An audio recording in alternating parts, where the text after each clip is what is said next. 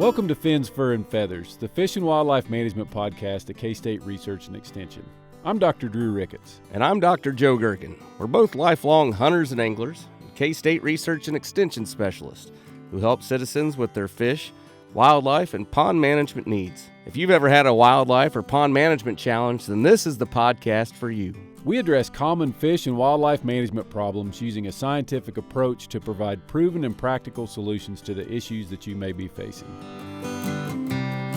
Welcome back to another episode of Fins, Fur, and Feathers. Joe, you want to talk about fish today? I think we're going to talk about bluegill. Yeah, I wanted to jump back into my little fish buddies. Some of my colleagues have been talking bad about the fish lately, so I needed to bring it to the forefront how great these fish can be. So talking about bluegill sunfish today. So what makes bluegill special? Yeah, bluegill are one of the main fish that we stock in farm ponds, and so they provide the forage base, kind of that base level of food for a lot of the other fish that we'll find in the ponds.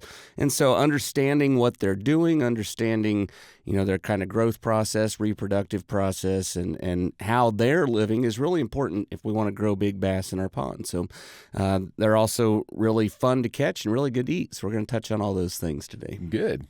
I guess first thing, one of the things that we oftentimes talk about, where are critters supposed to be? So what's the native range of bluegill? Do you know, Joe? Native range, kind of the north central United States is where they're based out of. They're a ubiquitous species now, and so they've spread throughout the entire United States. They're in different parts of North America, so they've spread quite a bit. And they had a pretty large native range to start with, but kind of that northern central United States is kind of where they were based out of to begin with. Would they have been in Kansas historically? Yep. So they would have been in Kansas. It would have kind of been on the southern portion of their range, but they would have been found in Kansas. And like I said, they've been spread around and naturally moved around, and so now they're a ubiquitous species that's found everywhere. But they've been in Kansas a long time, and they're one of the first fish that a lot of people catch or a lot of people know about when they're growing up. So does that fact that they're one of the first species that people catch, are they a little easier to catch than other species? Yeah, so I think a couple things. One, they love to eat, and so they'll eat a lot of different things. They are omnivores, so they'll eat bugs. They'll eat some plant material as well. But if you put something wiggly in front of a bluegill, they're going to eat it. The other thing is that there's generally a lot of them in the areas that we're fishing for them. And so if there's a lot of them out there, there's going to be more opportunities to catch them. So they tend to be a little bit easier to catch. And we've hybridized some bluegill, crossed them with green sunfish. For example, green sunfish are even more aggressive feeders. And so we've done things to make them or make varieties of them even easier to catch. But a bluegill in itself loves to eat, and it's generally pretty easy if you have the right size hook. They have little mouths, and so the biggest issue that I see with fishermen or fisher people out there trying to catch some bluegill sunfish is that they're using hooks that are too big for the little mouths of the bluegill. Well, that makes sense. I know bluegill was the first fish that I caught. I don't remember it, but I've seen some of the pictures from when I was really young. Folks had me out there with a cane pole. We don't see a lot of people fishing with cane poles these days. But, no. When I was down in Arkansas, there was an old fellow down there on a lake I frequented, and he swore the best way to catch a sunfish, and he loved to eat them. He loved to eat bluegill, and he'd go out there with a 12-foot cane pole and you just dip them down and pull them out when they're that long. There's no reel or anything, but he could get himself a limit for the frying pan pretty quickly that way. Yeah, that's fun. Bluegill are one of my favorite fish to eat. I know that there's not necessarily a huge following around bluegill where we live, but my mom's from Minnesota, and I remember when I was a kid, we'd go up there, and there were lots of people who went fishing for sunnies. That's what they called them. They just wanted to go fishing for sunnies and weren't worried about anything else and catch a mess of bluegill to bring home and eat. Yeah, I think bluegill are one of the best fish out there, and there's been a lot of studies showing that in blind taste tests, bluegill is one of the preferred fish. It's a really flaky, really mild flavored fish. So, I think the eatability, what's that word? Palatability. Palatability, there we go. The palatability of bluegill is something that is underrated a lot. And I think that might be because we've all had the story of going out and catching 50 of them and having a fun day, and then getting home at dark and having to clean 50 of them, right? Yeah. And so, there's not necessarily a ton of meat on them, especially some of the smaller ones you might be keeping. So it can quickly become a task to get them into a frying pan. But, I would rather have a couple bluegill sunfish over a largemouth bass any day to eat. And I think that a lot of people would feel that way. For sure. Like you said, it's that nice flaky meat. It reminds me kind of like crappie a little bit, but I think it's a little bit sweeter than crappie, and it's a nice firm, really flaky fish. That firmness, I think, is something that I definitely notice, and I really enjoy. But I'd recommend, if you're out there listening, get yourself a pole and go catch a bluegill and see what you think. Yeah. So what else do we need to know about bluegill, Joe? They're a good forage base. They're becoming a ubiquitous species. They're good to eat. Yeah. I think let's take a step back, and maybe for people that aren't familiar with them, just kind of talk about what they look like, right? And so most bluegill are going to be 4 to 8 inches in length. Obviously, they start out smaller than that, and they can get a little bit bigger than that. They can get up to 15 or 16 inches. That'd be a really big slab bluegill. Kidding. The world record, Drew, what do you think the world record is? Well, how about 5 pounds? 5 pounds. Well, that'd be a heck of a bluegill. There's some readier sunfish that can get that big. But bluegill, the world record is 2 pounds and 12 ounces, and that was caught in 1950 down in Alabama. Yeah. And so we're typically thinking, a 1 pound bluegill for most people would be kind of a big trophy you'd want a picture with it. And so if we think about a 3 pound largemouth bass and then transition that to a bluegill, that's a really big fish. That would be, yeah. And one of the things that I really enjoy about bluegill is their shape. They're shaped kind of like a paddle, and when that old bluegill gets a hold of your hook and starts pulling and gets sideways, man, they've got a lot of leverage. Yeah, you think you they got can a big pull hook, hard. don't you? Yeah, I can't imagine how hard a 2 pound bluegill would pull. Yeah, that'd be a fun fight. So I know they're catching, readier sunfish that are over 5 pounds now, and people in specialized ponds, private ponds, where all they're doing is throwing tons of money for high quality feed and managing. I'm sure that they've exceeded that 2 pounds 12 ounces, but the official world record is 2 pounds 12 ounces, and so that's a big fish right there, right? And it's fun to catch. They're round in shape, like you mentioned. A lot of people might confuse them. Green sunfish are really common. They get into a lot of ponds too, and they're more of a football shape. So looking at kind of whether they're round or they're longer football shaped. And then bluegill, they get that name because they have a blue spot on their operculum. Operculum is the fancy scientific name for the flap that covers the gills of the fish. And so the last thing that I use a lot is vertical striping. So they kind of have stripes up and down the sides of their body if you look for that. So some of the characteristics there. Do the male and the female bluegill, do they look the same, or can you differentiate between them? Well, that depends on the time of year. And so males tend to get brighter colors. Those stripes get really dark when they're breeding. And so they do get a little bit of differences there. Females tend to be a little bit paler. In general, females are the fish that get bigger. It's almost ubiquitous across all fish species that females get bigger so they can make more eggs and have more babies. And that's true for bluegill too. One of the neat things about males and females is their reproductive strategy, and that's part of the reason we have them in ponds is because they like to make babies. So in Kansas, they'll reproduce 2 or 3 times a year, and that's a lot of food for the other fish in the pond. Also means we need to be thinking a little bit about the management strategies for those bluegill in the pond to make sure they don't get overpopulated. What kind of habitat do bluegill like? How do we make sure that we've got the stuff in the pond that they need to be able to reproduce? Yeah, I think, we talk about habitat quite often, and variety is key, right? And so the bluegill, they're going to need different habitats, whether they're big animals or small animals. So when they're younger in life, they're going to be in shallow habitats, thinking about things like little macrophytes, so little plants that are growing are really good habitat for the small fish. If you want to put a conifer, so a eastern red cedar tree might be good, all the way to the bank. If it's my pond or I'm making a recommendation, I'm actually going to have some of those limbs sticking out of the water. Really, really shallow habitats. And if we're thinking about the fry, the itty-bitty fish that have just hatched, or juveniles, that gives them a lot of opportunities to hide and be away from predators. As they start getting a little bit bigger, they're going to start to move a little deeper, and we're going to want to have other habitats that maybe have a little bit more space between the branches. And so thinking about, like a hedge tree, and the tops of the branches might be in 3 or 4 foot of water, and you might have the bottom of the branch down in 8 or 10 feet of the water. And that's going to give a lot of different variety for the bluegill, and then also for predators to hang out in that deeper habitat. So when the bluegill are moving from shallow habitats to deeper habitats, they can get eaten by those bass, and that's one of their purposes in the pond, right? Helps to keep the populations in check. So variety there. Talking about other examples, you could put out big piles of rocks or something like that. One of the really common things is to put out little pea gravel. And so when bluegill are reproducing, they tend to make little nests. And so the males go and they swish around their caudal fin, their tail, and they'll just kind of swim in a circle. If you were to look at them and you didn't know what was going on, you might think they were sick because they're just swimming around. They look kind of lethargic, but you'll end up seeing these almost perfect circles scattered around on this gravel. Sure. And that's where the males are making their nests to reproduce.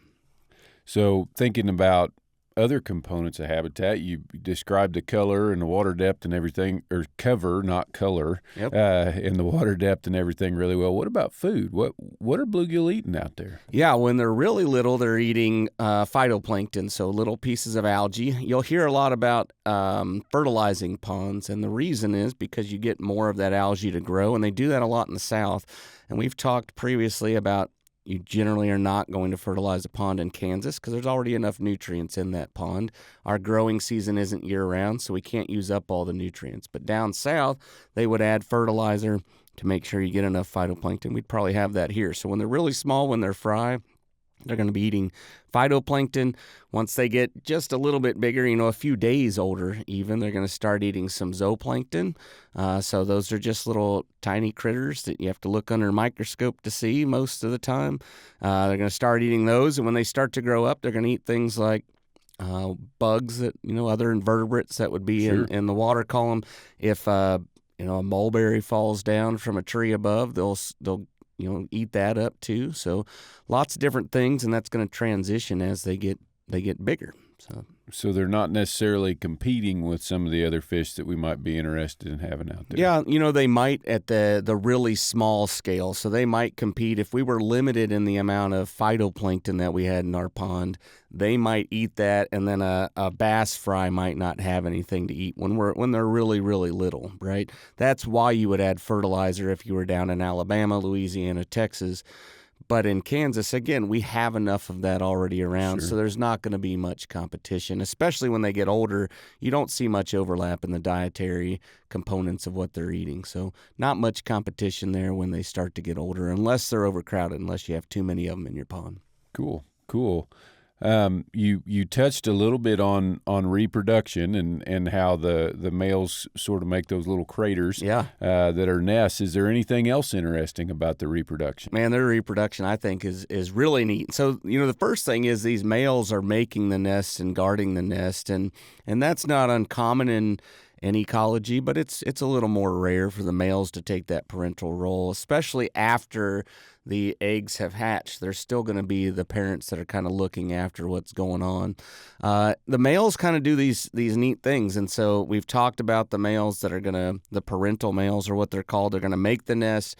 They're going to swim around. They have melanophores, which give them color, and they're going to try to make their body have bright blue stripes on it and look really pretty for the girls.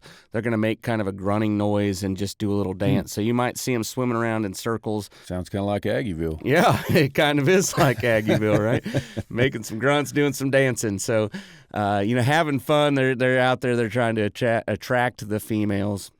And then, so the females will come in and they'll say, hey, you're pretty. I'm going to release some eggs for you. The males will release their milk and fertilize those eggs. And the eggs kind of settle down to the gravel, stick to the gravel, and then they hatch from there. There are a couple other types of males too, and these sneaker males are the main ones, and they kind of sit around the outside of these nests that other bluegill have made, other male bluegill have made, and they reduce their melanophores, so they make their coloration look a little more pale. They try to mimic a female a little bit, and when they see that female go in and release her eggs, they dart through the middle of the other nest, release their milk, their sperm, and try to fertilize some of those eggs. And so they're sneaking into the nest, and it's called kleptogamy is the term for that. They're stealing the other offspring or stealing their reproductive effort to kind of spread their genetics. So that's kind of a cool trait. Taking it a step further, those parental males, if they have a low percentage of the eggs that have been fertilized by their sperm, they'll actually abandon the nest. They're not going to watch it long term. And so that's kind of cool to think about. How do they know, whether they're my kids or another fish's kids? But it's something they do, and they've done research to show if there's a big percentage that's not theirs, they're not going to take care of them. That's crazy. So does that research that they've done, were they able to identify the mechanism by how they know if it's their offspring or somebody else's? Yeah, they think that it comes back to scent, right? So they can smell it, which kind of makes sense. If you've ever had a baby, one of the first things that they do is they put it on the mom and let you smell it, and you can smell your baby. That's common in other critters as well. Sure. Mammals can do that pretty well. They can, when they get bigger, communicate a little bit, and that's very short term. That goes away after a little bit of time, but they think it comes back to smell, which is pretty interesting. Bluegill are one of the most studied species, and we've been studying the heck out of them, and there's still things we don't know, but we think that it's smell. When you were talking about that process of how they, the female releases the eggs, the male releases the milk, and then the eggs stick to the surface in that sort of crater that they've made for the nest, that got me to thinking: are there substrates that don't work for bluegill to nest in? Do they have to have some rocky bottom, or if it's really silty, can they still get along okay, or how's that work? Well, bluegill are really good at making babies, and so they will try and they will reproduce pretty much anything you have. If you just have mud bottoms, they'll figure out a way. The eggs might settle on vegetation or something. But one of the common things that happens is if you get eggs that sit, especially if you don't have the males there swishing their tails, kind of keeping those eggs clean, very quickly, a matter of minutes, probably 20 or 30 minutes, if you have enough silt, it can cover the outside of that egg and prevent exchange of gases, and it can make the eggs unviable at that point. So you're going to have a higher success rate if you have some gravel or some clean substrate that the animals can keep clean, but they will still reproduce, although in lower numbers, on other substrates, if that's all that they have. Okay, cool. Well, so we know what a bluegill is now. We got a fairly decent understanding of their habitat, I think. We understand the reproduction. So what's the next thing we need to be thinking about? Yeah, I think going back to that forage base and understanding why they're there, right? And one of the things I want to talk about is the management strategy there. And so when we're thinking about bluegill as food for bass, most people that I talk to that have farm ponds are thinking about bass, growing bass, wanting to catch the bass. The bluegill are kind of there to help with the bass. But what I hear a lot is that, I don't ever fish for bluegill. I don't ever think about the bluegill. And if you're doing that, your size classes aren't going to be right. And so if we think about a 5-pound bass that a lot of people want to catch, you're probably talking about a 2-foot long at least bass at that size, right? Yeah. And so that's a really big fish. And if you think about what a big fish wants to eat, a big fish doesn't want to eat a little tiny bite every time, right? They're going to be looking for a 5 or 6 inch bluegill. Yeah.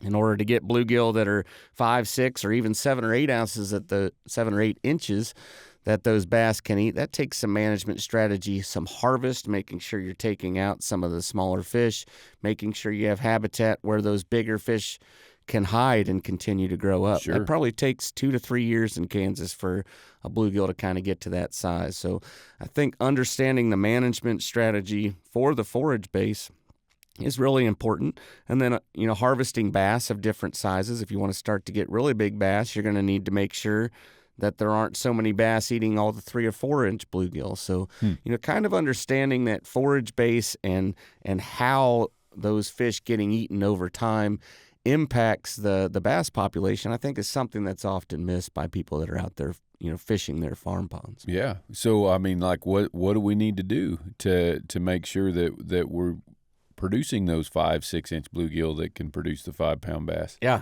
Well, I think a couple things. One, you need to be harvesting your bass. We've talked about, 25 pounds per acre per year is kind of how many pounds of bass you need to be taking out. People always want to put more fish into their ponds, Mm-hmm. and by far the most common problem I see is that there are already too many fish in your pond, right? So adding more is not going to help the problem.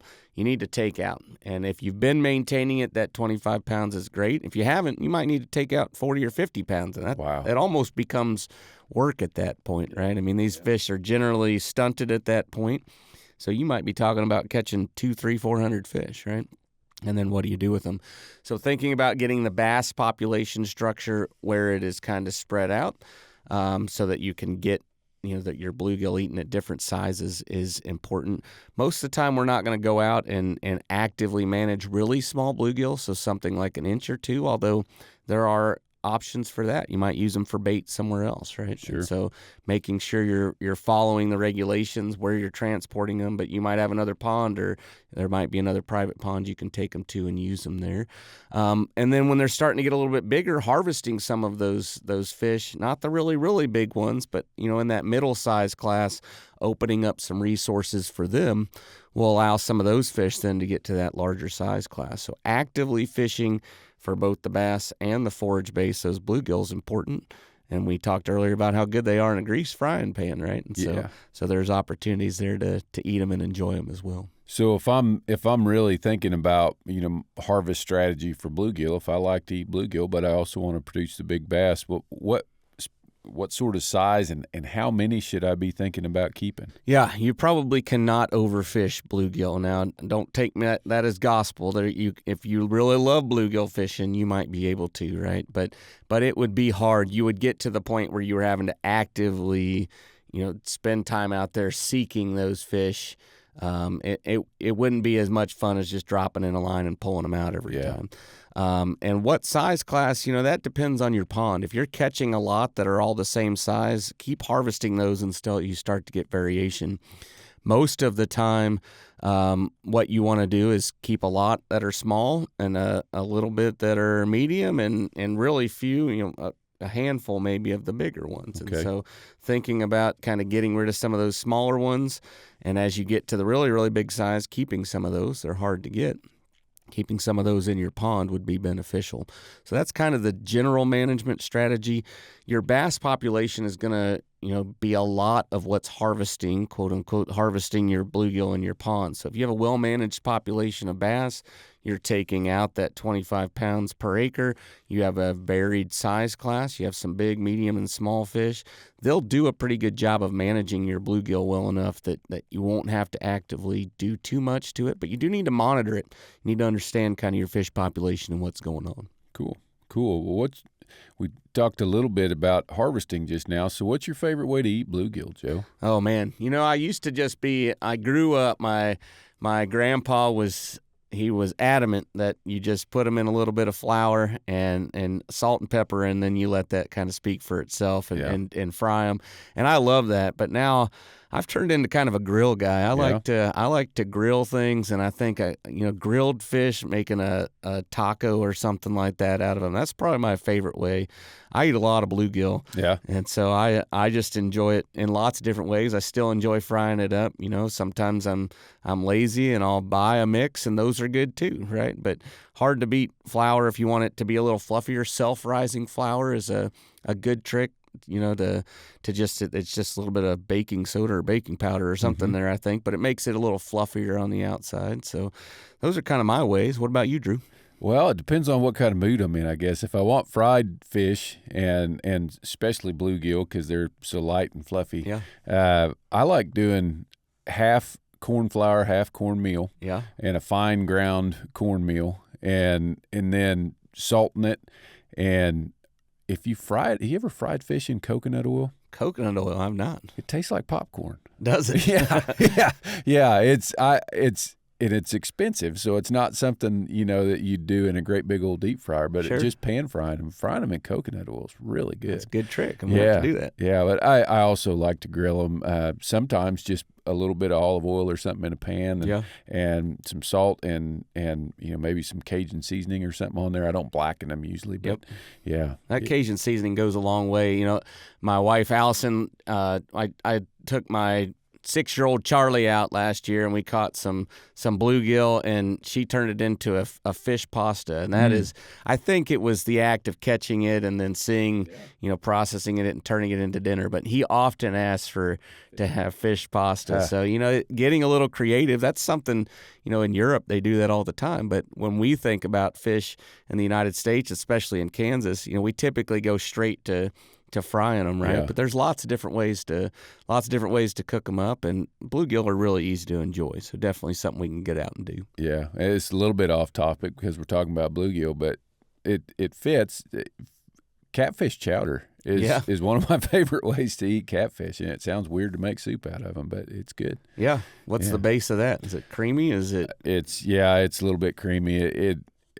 We've got some diet challenges in our house, so it's got some coconut milk and stuff like that in it. Yeah, but fennel and lots of different herbs that we don't normally use. We'll have a new podcast, Cooking with Drew, coming right up. I don't know about that. What else do we need to know about bluegill, Joe? Well, I think that's about it. We've had a pretty good discussion today. I think bluegill are often overlooked. They're a fun fish to have in a pond. They're really great if you have young kids or grandkids. So, get out there and spend some time at your pond. Like I always say, have fun with it. And bluegill are one of those great opportunities to get out and enjoy your pond. So I'd encourage you to do that. Awesome. Yeah, thanks for bringing this topic to us, Joe. It's a great one. And listeners, please, like we always ask you, like, subscribe, all those sorts of things. Leave us a review if you can.